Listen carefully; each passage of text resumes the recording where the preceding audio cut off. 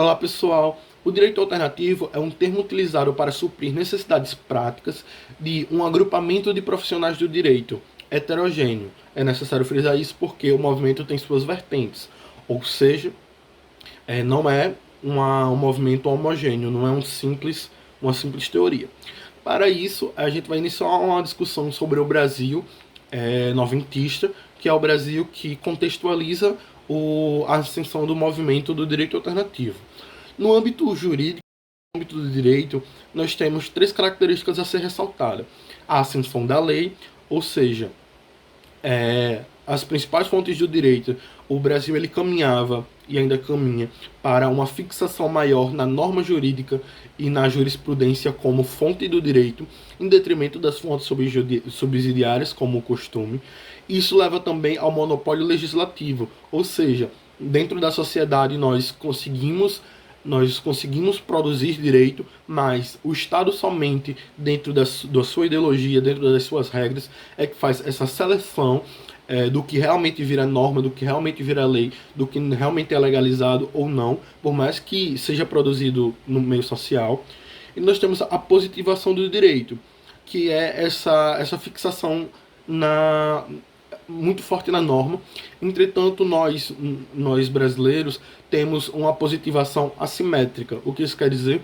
Que nós temos um alto grau de mutabilidade, o que influencia na nossa cultura, já que, como a gente pode observar, nós temos várias emendas constitucionais, vários projetos de lei, etc. e tal. No âmbito de observação internacional e do econômico, o Brasil era um país subdesenvolvido. Obviamente, esse termo desenvolvido, subdesenvolvido, são termos da época. Hoje em dia se prefere dizer países centrais, periféricos, etc. e tal. Mas, enfim, o Brasil desenvolvido, nós temos o quê? O IBJUS, uma citação, né, ao ditado que nós conhecemos no direito, que é onde está o direito, está a sociedade, onde está a sociedade, está o direito. E qual é a necessidade de frisar esse ditado? Porque simplesmente no nosso cenário brasileiro, de um Brasil subdesenvolvido, nós não temos um Estado que consegue abraçar toda a população, não consegue cobrir toda a população. E o que isso significa? Que o direito alternativo ele surge não somente para ir contra a lei, se necessário, para fazer uma justiça, mas também para cobrir, para preencher lacunas onde o Estado ele não consegue abraçar. Nós temos o poder. O poder jurídico, político, é baseado na legitimidade popular, como a gente já estudou na disciplina de ciência política, etc. e tal. Mas, para além disso, para reconhecimento internacional, nós temos a questão do poder bélico, nós temos a questão da presença econômica, e tudo isso vale para construir uma melhor qualidade de vida da população. Ou seja, a legitimidade popular ela é bem mais sucinta, né? Ela é bem mais suscetível a acontecer quando nós temos uma melhor qualidade de vida, quando o Estado oferece essa melhor qualidade de vida, coisa que não acontece, já que ele nem sequer consegue abraçar todos. Na economia, entretanto, nós temos, além da questão da economia, nós não éramos um país subdesenvolvido apenas na economia, mas também culturalmente. Por quê? Porque é necessário frisar que o autor ele coloca o termo Brasil em desenvolvimento dentro do espectro da dicotomia subdesenvolvido e desenvolvido, já que o Brasil, ele, apesar de ser um país de baixa renda per capita, de baixo PIB per capita, de baixo nível de escolaridade, baixa evolução industrial e tecnológica e científica, nós temos o Brasil dos ricos também, que são pessoas que vivem como europeus. Então nós temos esse grande nível de desigualdade social. Então basicamente é isso, pessoal. Muito obrigado e tenham uma boa noite.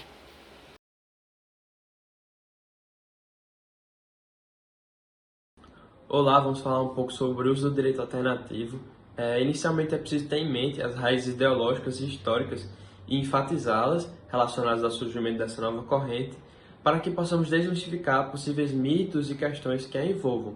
e, através do surgimento de uma nova dogmática jurídica, poder fazer valer os ideais de justiça e igualdade que estariam vigentes na nova Constituição de 88 no Brasil. Então, a partir dessa explicação inicial, é preciso que a gente compreenda, de fato, como se configura essa nova seara jurídica, né? E podemos dizer que ela representa uma nova forma de conceber, de interpretar o direito e que teria adeptos tanto do meio público quanto do meio privado, e sua origem estaria vinculada à atuação de juristas italianos, os quais enxergariam o direito como meio de dominação hegemônica e que teriam uma postura muito autoritária. Então, seria preciso uma quebra desse caráter, dando voz, dando assistência e entendendo os interesses das classes sociais menos favorecidas da sociedade, em que isso deveria acontecer de uma forma legal, sem diretrizes ilegais, manifestações de rua, por exemplo, e a partir de todo esse processo fazer acontecer, fazer valer toda uma transformação social que pudesse implementar um sentimento de justiça na sociedade, né? Fazendo com que os juristas italianos eles compreendessem o novo cenário inserido em relação às esferas políticas, econômicas, de modificações sociais, e que a posteriori iria se expandir para outras regiões do globo terrestre. Então, a partir de toda essa contextualização, a gente pode compreender um pouco melhor a história envolvendo o surgimento dessa nova corrente. E como foi citado anteriormente, ela surgiu na Itália, mas de forma mais específica durante o fim do fascismo, em um momento que a legislação italiana estava sofrendo muitas modificações, e com a chegada da nova Constituição de 1947, teria um grupo de juízes que iria ascender e que iria querer utilizar esse documento como um instrumento para a quebra das desigualdades sociais, fazendo com que o Poder Judiciário tivesse uma atuação muito importante, em que a magistratura democrática ela tivesse aversão a ideais do positivismo jurídico, da neutralidade, da politicidade, fazendo com que o Poder Judiciário pudesse agregar os aplicadores do direito aos interesses das agremiações estudantis, aos partidos políticos, em que essa vinculação teria como fito poder compreender um pouco dos interesses da sociedade, da parcela dela que fosse menos favorecida, enfim, poder atender um pouco esses interesses para realmente poder quebrar as desigualdades sociais inseridas na sociedade.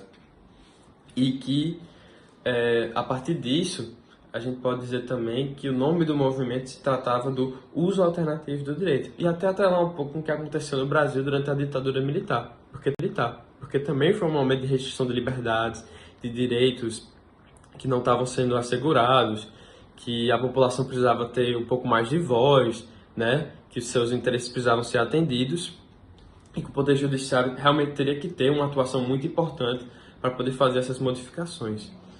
Então, podemos dizer que não somente na Itália, com o uso alternativo do direito, mas também na França, com a Academia de Associação Crítica do Direito, também na Espanha, com as esferas da magistratura espanhola, dariam força cada vez mais a esse movimento que se configuraria de forma consolidada como movimento alternativo do direito.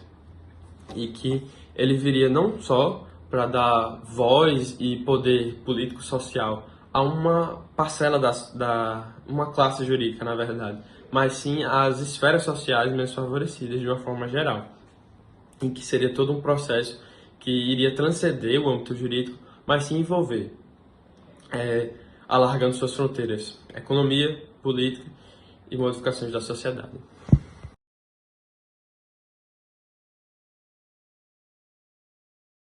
Partindo agora para uma análise em torno dos pensadores do direito alternativo, nós podemos evidenciar dois grandes juristas brasileiros, como Hamilton Bueno de Carvalho e Lédio Rosa de Andrade. Mas antes de adentrarmos nesses autores, é importante também enfatizar a relevância de André Jean Arnaud, sociólogo francês, que teve grande contribuição para o movimento aqui no Brasil, inclusive com a obra intitulada O Direito Traído pela Filosofia. Dessa forma, desde a década de 60, Arnaud já trabalhava com uma perspectiva voltada para o humanismo e para a sociologia do direito. E a partir desse posicionamento, ele acabou desenvolvendo um caráter crítico em relação à formação tradicional do direito. Um aspecto bastante interessante de ser levantado é a própria visão que ele tinha da norma jurídica. Ele entendia a norma com o propósito de manter o poder nas mãos de um grupo dominante. E por isso que ele vinha com essa proposta justamente de agir para além da lei. Uma vez que a lei ela está vinculada a uma realidade insatisfatória, nós precisamos agir para além dela. Dessa forma, através de suas obras, Arnaud ganhou grande visibilidade no cenário brasileiro, influenciando inclusive o magistrado Hamilton Bueno de Carvalho.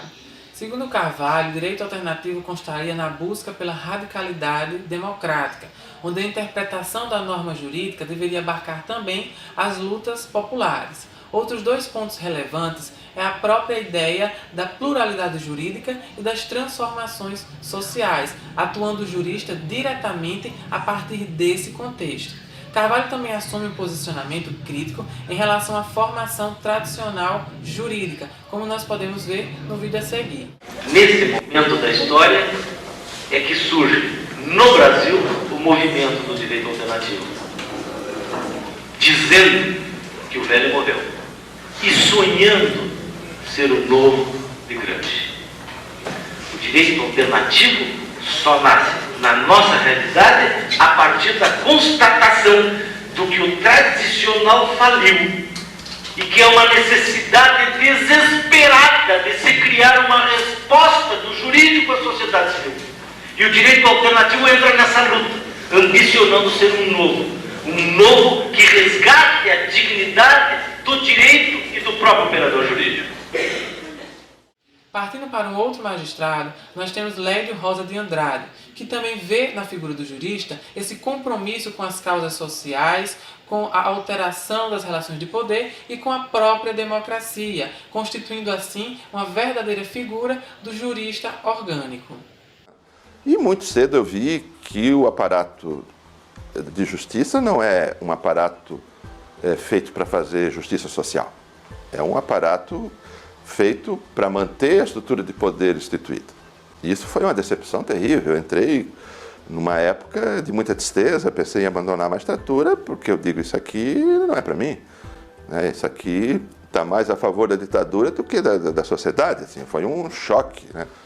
Começou um movimento exatamente como eu pensava, que o direito não pode ser um aparato para defender as elites econômicas, não pode ser algo que favoreça quem não precisa, que são as pessoas que têm dinheiro, e tem que ser algo que venha em benefício do cidadão, da comunidade, principalmente das pessoas mais excluídas de todos os níveis de exclusão, racial, sexual, econômica, fundamentalmente.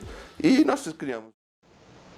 Bem, em síntese ao que foi explanado anteriormente, nós podemos levantar alguns pontos que condensem as principais ideias desses estudiosos, iniciando com a crítica à formação tradicional jurídica, justamente por entender esse modelo como um perpetuador de desigualdades estruturais, o pluralismo jurídico, na medida em que se acredita na pluralidade de grupos sociais com múltiplos sistemas jurídicos, os princípios democráticos, onde tem-se um foco na dinâmica social, nas desigualdades, nos privilégios e nas próprias relações de poder, e, por fim, as transformações sociais, uma vez que as relações na sociedade elas são dinâmicas, ou seja, o direito precisa acompanhar essas mudanças, tornando-se o jurista um homem do presente.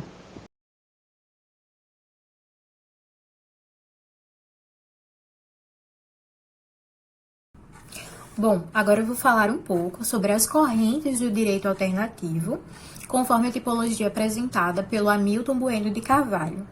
A primeira delas é denominada de positividade combativa.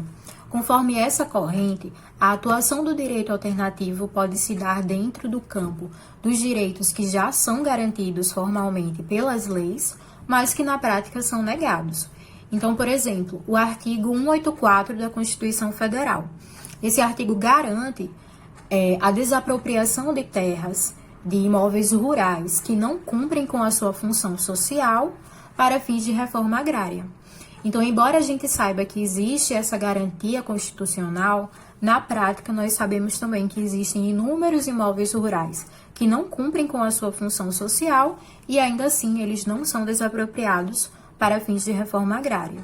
Então, essa corrente da positividade combativa, ela segue uma perspectiva de garantismo jurídico que aspira justamente a dar uma eficácia concreta aos direitos individuais e sociais que já estão garantidos no texto legal do ordenamento jurídico, mas que na prática são negligenciados à classe trabalhadora, aos trabalhadores do campo, aos oprimidos, enfim, a todos aqueles que estão à margem da ordem econômica e social. A segunda corrente do movimento do direito alternativo é denominada por Hamilton Bueno de Carvalho de uso alternativo do direito, que corresponde ao campo jurídico da atividade interpretativa, onde existem lacunas, contradições ou obscuridades nas normas.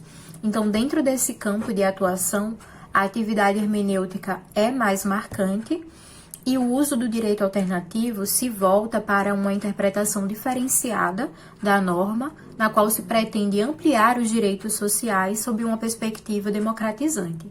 E por se tratar de uma atividade interpretativa, os principais atores dessa corrente são os intérpretes das normas, como os magistrados, os promotores, os advogados, enfim, aqueles que costumam interpretar as normas diariamente. A terceira e última corrente é chamada de o instituinte negado, ou ainda de direito alternativo propriamente dito. Conforme Carvalho, o direito alternativo emerge do pluralismo jurídico, da noção de que o direito não é criado apenas pelo Estado. Nesse sentido, o principal ator dessa corrente é a própria comunidade, organizada em seus movimentos e em seus coletivos. Então, o direito alternativo contesta o monismo estatal e contesta precisamente por compreender que o Estado e as suas instituições não estão livres de interesses externos, sobretudo interesses da classe dominante. Então, existe uma perspectiva bastante alinhada ao pensamento marxista, segundo o qual o Estado é o Estado da classe dominante. Além disso, esse movimento, essa corrente, compreende que é especialmente no espaço de contestação e crítica que o direito alternativo se realiza plenamente, que ele guarda maiores possibilidades de concretização de direitos, de emancipação e de democratização.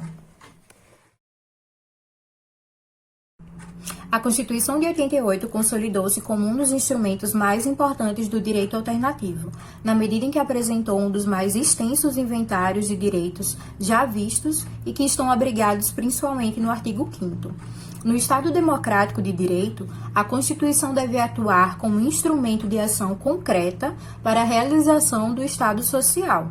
Uma vez que isso não acontece na prática, a solução fornecida pelo direito alternativo reside na ação do Poder Judiciário de utilizar da interpretação hermenêutica para demonstrar as distorções e contradições do atual modelo interpretativo e também apontar alternativas para a efetivação da democracia.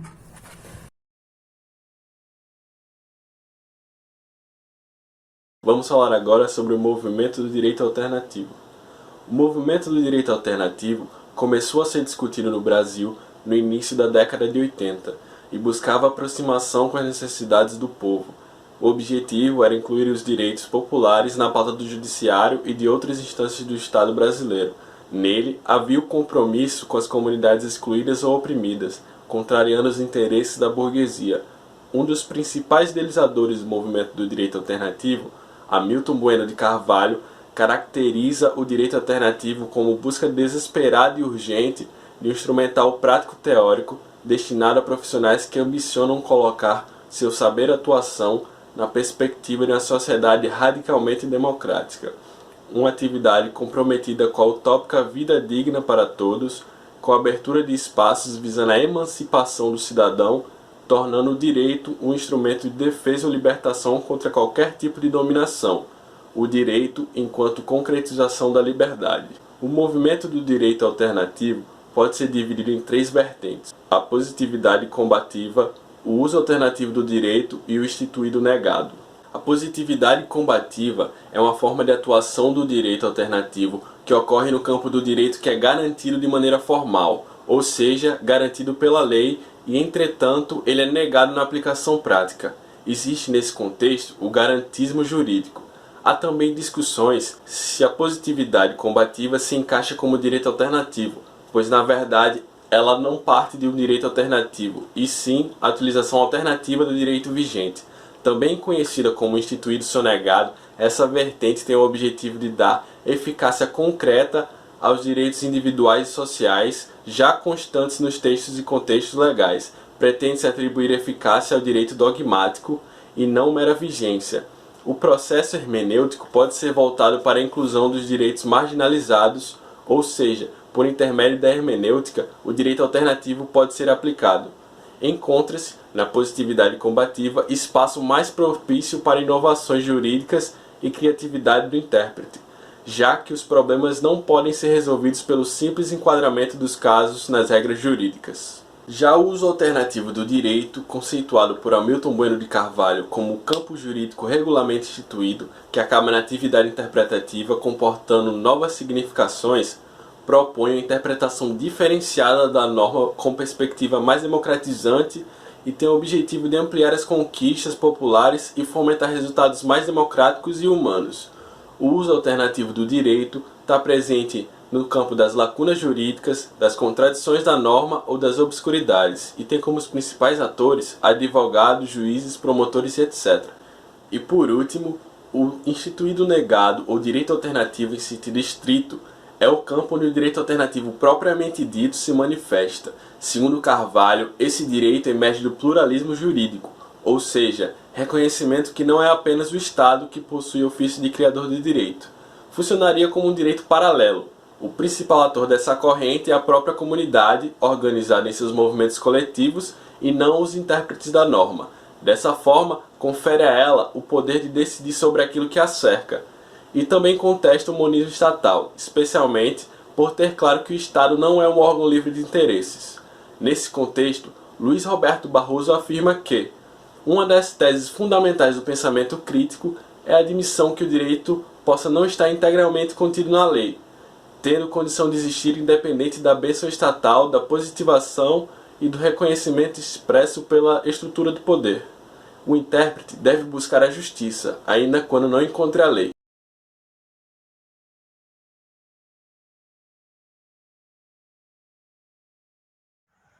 Falando em evolução científica do direito alternativo, a gente deve ter primeiro em mente a conduta científica, que passa pela formação teórica decorrida do isolamento de fatores efetivamente existentes e relevantes no processo de transformações sociais.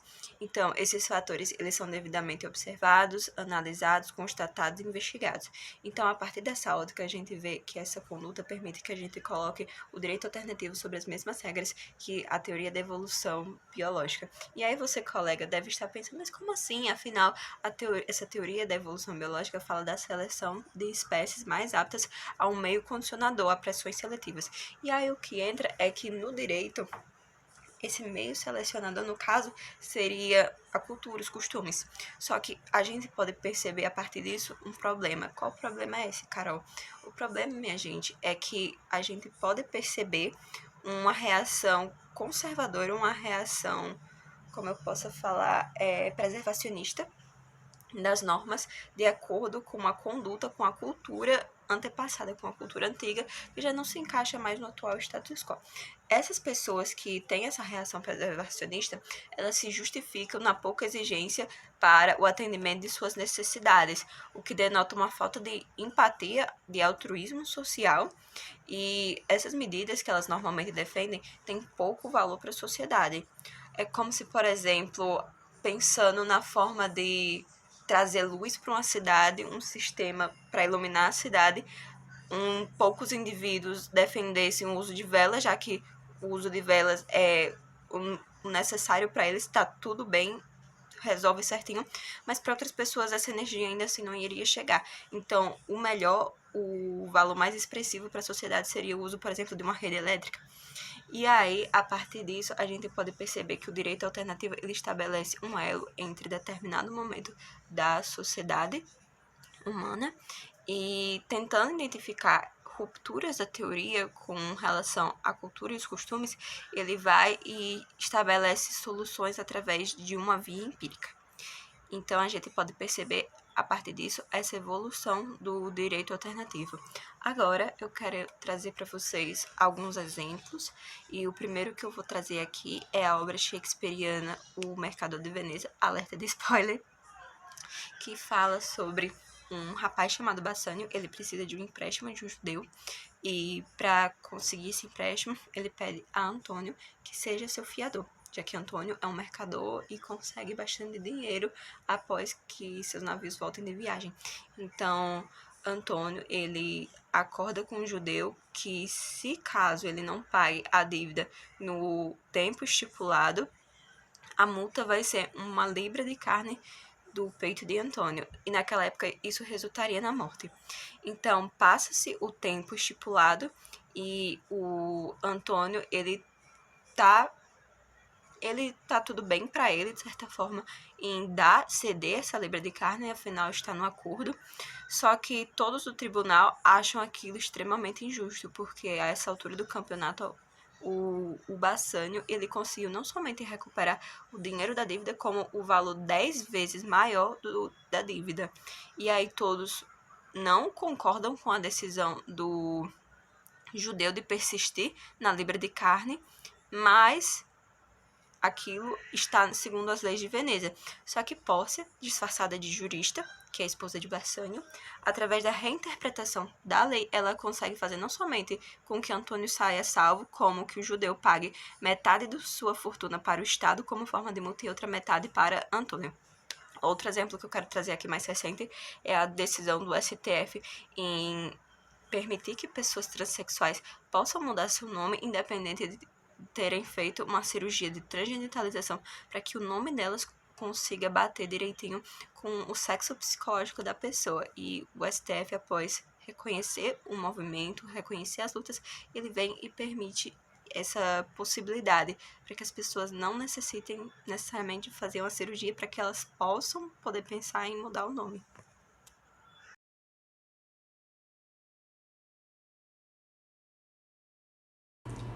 Para compreendermos melhor o direito alternativo e as suas características, faz-se necessário analisarmos alguns de seus exemplos na prática. Um exemplo bastante pertinente foi o caso de uma reintegração de posse ajuizada pelo Departamento Nacional, cabendo ao juiz, portanto, a responsabilidade de julgar o destino de várias famílias de desabrigados.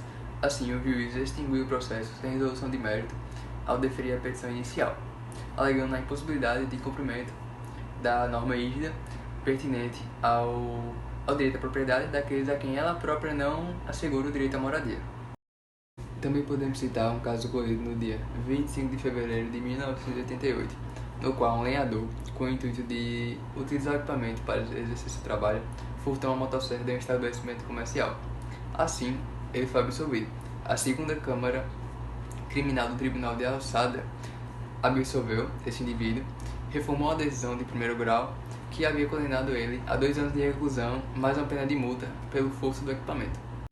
No primeiro grau, o representante do Ministério Público requereu a absolvição do acusado, o qual era pai de 8 filhos, e vale salientar que ele era réu primário, pois disse que o autor era um homem em condição miserável, com uma grande gama de filhos para criar, e se obrigou assim a agir daquela maneira, tendo em vista que uma de suas crianças necessitava de atendimento hospitalar, precisando, portanto, de ir à capital do Rio Grande do Sul. Sendo assim, como posso dizer, essa motivação repousou na miserabilidade do autor. Houve também um caso bastante interessante ocorrido no interior do estado da Bahia, na cidade de Conceição de Coité, envolvendo um deficiente surdo-mudo, chamado de Bruno e conhecido pela comunidade por Mudinho. Esse rapaz de 21 anos era conhecido e já era famoso por praticar roubos e furtos naquela proximidade. Sendo assim, esse menino, sem escolaridade, sem família, sem um governo que pudesse oferecê-lo alguma condição de conquistar uma vida melhor e sem qualquer apoio que pudesse o ajudar nessa jornada, ele foi pego em flagrante em um roubo em uma marmoraria. Nesse contexto, vale lembrar que o jovem Bruno não era mais réu primário, pois ele já tinha cometido vários crimes durante a sua adolescência. Assim, o juiz, lançando mão de uma forma diferente de julgar, utilizando-se do direito alternativo, ele proferiu uma sentença atípica, que fugia da normalidade, pois o normal, o típico, seria apenas o juiz condená-lo à reclusão e ou a pagar uma multa. Sendo assim, o juiz proferiu o seguinte pronunciamento: assim, Bruno, apesar da lei, não vou lhe mandar para a penitenciária, Também não vou lhe absolver. Vou lhe mandar prestar um serviço à comunidade. Vou mandar que você, pessoalmente, em companhia de oficial de justiça, desse juízo e de sua mãe, entregue uma cópia dessa decisão, colhendo o recebido a todos os órgãos públicos dessa cidade, prefeitura, câmara e secretarias municipais, a todas as associações civis dessa cidade, ONGs, clubes, sindicatos, CDL e maçonaria, a todas as igrejas dessa cidade, de todas as confissões, ao delegado de polícia, ao comandante da Polícia Militar e ao presidente do Conselho de Segurança, a todos os órgãos da imprensa dessa cidade e a quem mais você quiser. Aproveite e peça a eles um emprego, uma vaga na escola para adultos e um acompanhamento especial. Depois, apresente ao juiz a comprovação do cumprimento de sua pena e não roubes mais. Percebemos então que nessas situações anteriores, a aplicação do direito alternativo colaborou para uma justiça social direcionada à população vulnerável da sociedade. Todavia, vale salientar que muitas vezes essa subjetividade na decisão, essa falta de objetividade, pode gerar problemas de impunidade. Ressalta-se ademais um outro caso envolvendo uma menina de apenas 13 anos de idade. Na situação, o menino e a menina, o homem na verdade, porque ele já era adulto, eram namorados há mais de um ano e a relação sexual foi consentida, apesar da tipificação penal. Examinando as provas, o jurista entendeu que a vítima, independente de qualquer atitude do acusado, já estava preparada para enfrentar sua sexualidade, pois, de acordo com seu entendimento, as bases que estabeleceram o limite de 14 anos para a presunção de violência sexual foram destruídas pela modernidade.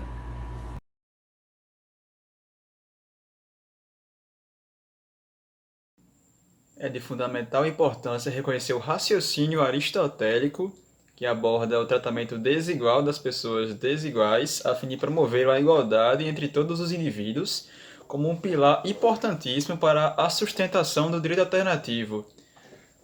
E uma de suas pautas, que é fazer justiça para grupos historicamente desprivilegiados, que é uma pauta importantíssima para o Brasil, que ao longo de sua formação é recheado de desigualdades que perduram até hoje.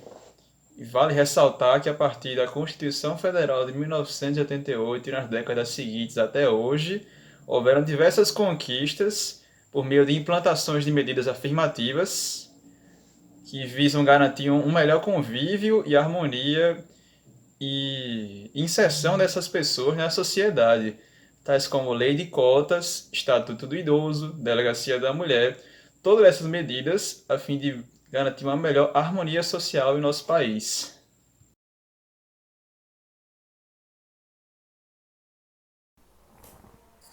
E aí galera, tudo bem com vocês? Boa noite, né? Eu sou o Rafael Costa e espero que vocês não tenham tomado susto ao me verem pela primeira vez. Mas enfim, bora direto ao assunto agora. Os cursos de direitos aqui no Brasil, eles nasceram por meio da Carta de Leis de 1827. Foram fundadas duas universidades, uma em São Paulo e a outra em Olinda. Devido à forte influência do jurispositivismo na Europa, essas universidades incorporaram esses elementos e tomaram como modelo a escola de exegese para fomentar tanto a sua metodologia quanto a sua grade de ensino. Ou seja, o curso aqui no Brasil ele já nasceu de uma forma extremamente pragmática e teórica, com o culto ao texto da lei e à autoridade do julgador. Só depois de 30 anos, em 1857, que houve a primeira reforma de ensino que propôs dar um cunho mais prático para o curso, né? Que, com a introdução do direito romano, sendo que foi uma reforma ínfima.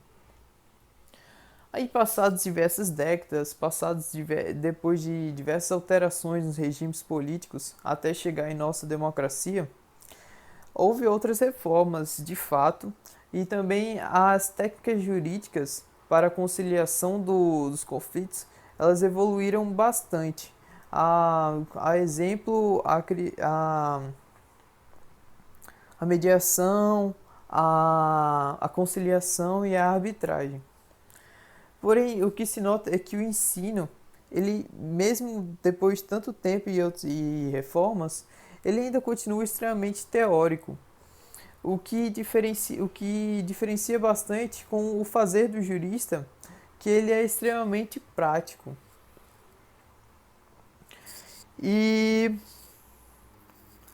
isso, sobre a luz do movimento, é um empecilho. É claro que essa teoria ela é extremamente importante para a formação de jurista, pois a ignorância ela, tipo, é um forte entrave para a justiça. Sendo que o que se pede é que essa teoria ela seja mais fomentadora de uma consciência social e política, para que o jurista ele saiba lidar com as desigualdades que estão dentro da sociedade, a marginalidade, para que eles possam lidar com as desigualdades. Sendo que esse lidar com as desigualdades não se resume à simples aplicação do princípio democrático de tratar todos iguais perante a lei, e sim de como é que é a palavra? E sim de uma retomada ao princípio aristotélico de unir a justiça como regra e a justiça como virtude. E além de incorporar um caráter comunicativo dentro do processo, para que as pessoas que estão sendo julgadas ou assistidas pelo jurista, elas compreendam aquilo e que no final também a resolução, o fim seja mais prudente.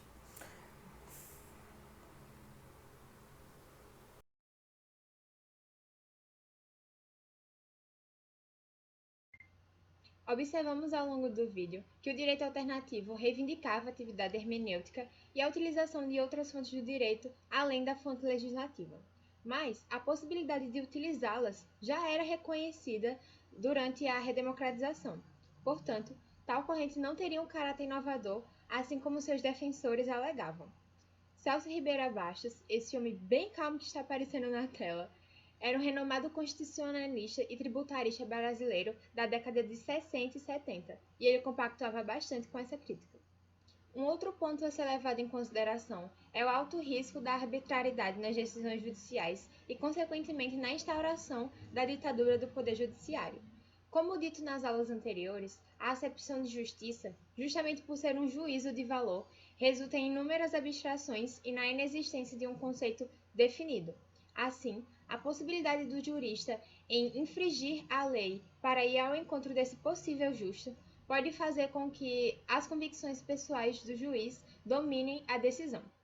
Goffredo Telles, no capítulo 36 da obra Iniciação na Ciência do Direito, reconhece a existência de leis péssimas e injustas, porém, bastava revogá-las por uma nova lei mais adequada. Já na ditadura do Poder Judiciário, não. Seria muito mais difícil afastar esses juízes do poder. Telles afirma ainda que uma interpretação baseada no espírito da lei pode burlar essas injustiças, mas devemos considerar a lei em alguma medida, já que ela serve para limitar o arbítrio do juiz. Portanto, a lei preserva o Estado democrático de direito. A terceira crítica direcionada ao movimento seria a confusão entre os ofícios do Poder Legislativo e do Poder Judiciário. Alguns juristas alternativos justificam algumas decisões contra a legem pelo fato da sociedade estar cada vez mais complexa e estar exigindo novas leis que se conformem com a realidade, sendo que o legislativo não teria condições para acompanhar essas transformações e fazer a atualização legislativa devida. Portanto, o juiz deveria tomar uma decisão que se conforme com essa realidade, mesmo ela não estando positivada. Vejam que Drauzio Lúcio Barreto, jurista da década de 60 e colega de Celso Ribeiro Bastos, falou em um debate sobre o direito alternativo. A sentença alternativa não extrapola a própria natureza do direito, avançando sobre a política? Não seria a política que deveria lutar para aperfeiçoar a legislação, suprimir a lei injusta, etc.? Ou seja, será que esses juízes continuam juízes quando defendem posições políticas? Em absoluto, o Silva Teles tem absoluta razão. Eu acredito que são pessoas muito bem intencionadas, corretas, mas estão no local errado.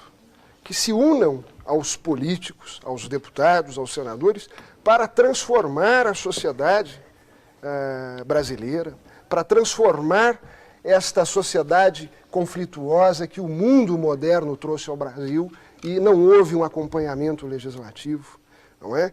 Mas não se pode permitir que com este argumento, com esta bandeira, se estabeleça o caos na estabilidade do relacionamento social. Notem a semelhança dessa preocupação com a distinção keynesiana entre política jurídica e a ciência do direito e como essa ação do movimento alternativo fere um dos princípios constitucionais, que seria a separação entre os três poderes. Por fim, a última crítica direcionada ao movimento seria a ausência de um método ou uma teoria consistente, havendo graves contradições e incertezas no próprio movimento. Por se preocuparem demasiadamente com a empiria, os juristas orgânicos esqueceram de edificar uma teoria sólida, algo bem preocupante na década de 80, já que os limites do próprio movimento não estavam definidos, o que dava margem para a arbitrariedade. Quanto aos impasses para a aplicação do direito alternativo, o sistema capitalista e sua amplitude atual são os principais obstáculos para a normalização dessa corrente. Com o Estado curvando-se para os interesses econômicos e com a ascensão de outsiders como Donald Trump e Jair Bolsonaro, os direitos de grupos marginalizados são relativizados, fazendo com que juízes alternativos sejam ignorados em um sistema como esse. Então é isso, pessoal. Esse é o direito alternativo. Que seus princípios influenciem nossa conduta como juristas.